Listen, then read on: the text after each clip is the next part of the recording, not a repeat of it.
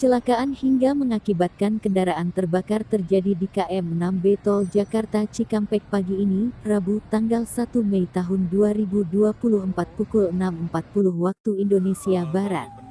Kecelakaan terjadi tepatnya di ruas jalan tol arah Jakarta.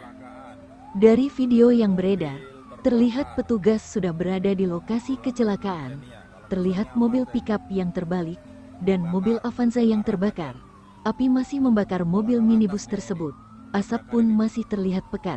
Sementara itu, lalu lintas ke arah Jakarta terpantau padat karena kejadian itu.